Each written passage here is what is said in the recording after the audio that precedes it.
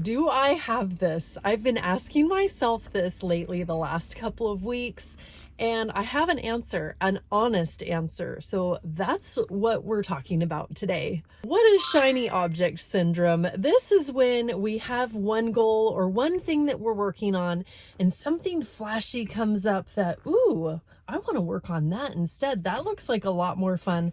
So we hop over there and we abandon that first goal to work on this new shiny goal. And then we're working on that. Something else kind of sparkles over here and we're like, that looks like fun. I'm going to go do that. That's shiny object syndrome. I'm sure you know what it is, especially if you're kind of this goal setting type of person and you're goal driven. You definitely know what this is. My main goal, like my extracurricular goal that I work on in my spare time, is my writing. I'm a women's fiction author. Writing really lights me up. I love having my stories out there. But lately, this year, I'd say December of 2024, when I started getting back into YouTube, that was kind of shimmering on my horizon and my periphery. And I thought, I'm going to actually go for this. I'm going to put more time on YouTube, do some videos, and see what happens. Then January came along and I was seeing some subscriber success on YouTube and I kept going. That led to me having another huge goal. And that's kind of a secret right now. I'm not sharing that with you, but I've been working on these two goals in addition to my writing. So do I have shiny object syndrome? Absolutely. I am saying I absolutely have this, and I'm going to justify why that's not a bad thing. Normally, yes, I work on my writing, and now I have three main goals instead of the one big writing goal. And I've been trying to spread my time amongst the three goals, and it's just not happening. I'm going to be honest, I don't have any more time to give. I literally am using every spare moment that I have to work on YouTube and the secret project that I've been working on. And then I don't have any more time for my writing. And I'm saying that that's okay for me. So if you're in this situation, let me give you some reasons why this is okay. I'll give an example first. So I am a writer. I do my writing on the side. I hope that is okay. I'm gonna do this so you don't have to see all the traffic. I do my writing on the side, and a lot of times when I'm in the flow, I get so many other story ideas than what I'm working on right now. And I keep a list. I have about 85 novel ideas to write novels from.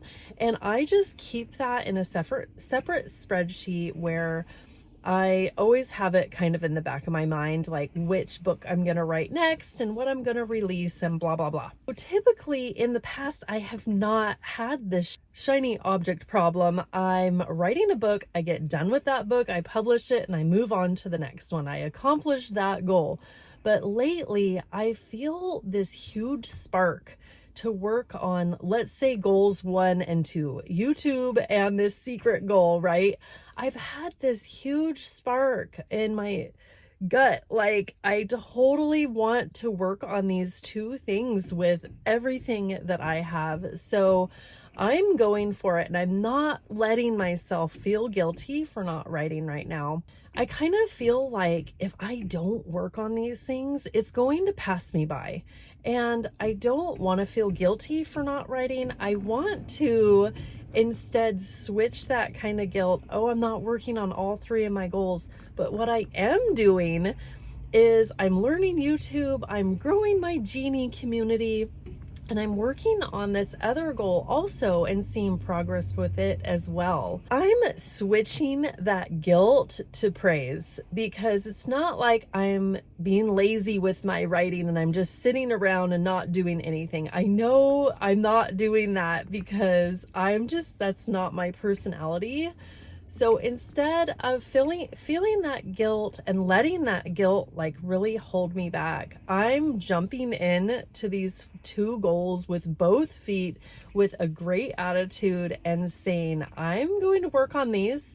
My secret project isn't going to last forever, and then I'll go back to my writing. I think it's really okay to follow that shiny object sometime. I think where it can get like bad maybe is if you're continuously doing that and not finishing anything. We all know that we do this, or we at least know of somebody who has like 18 unfinished projects in the house. I don't know how many little knitting projects I have in the attic right now. I think it really is okay to follow your intuition, to go with that spark, because that is when you're going to, number one, have the most energy to give to that new thing that you're working on, and number two, have the most ideas that you can give for it. I have taken writing breaks before on one subject or one novel and kind of written out another novel. I literally have written a novel in a weekend because I'm like, okay, I can't get this news story out of my head. I just have to get it out there.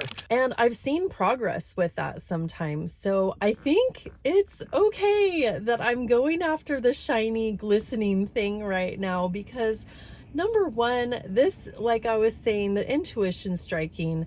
Number two, I'm getting so many ideas because I am allowing myself to go towards that goal. And number three, like I'm absolutely having a blast. I'm having so much fun connecting with this growing community on YouTube. And for my secret goal, I'm just loving the process that I'm going through. I will share that with you once I get a little bit closer to being done with it. Let me know if you've had this shiny object syndrome before and what you've done with it. Like, did you follow your gut and your mind and actually work on that project? Or did you hold yourself back and say, nope, I'm finishing what I'm working on here first, and then I'll go do that. I'll talk to you next time. Bye.